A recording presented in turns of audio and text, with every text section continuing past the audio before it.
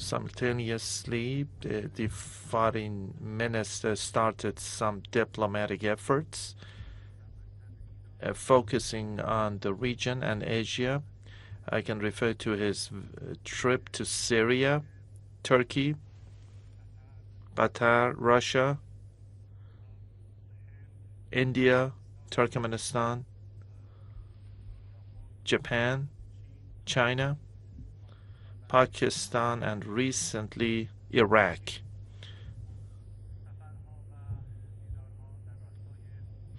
These visits were in line with the interests of the Islamic Republic of Iran and also shedding light on the standpoints of the Islamic Republic of Iran that will hopefully continue, and in the near future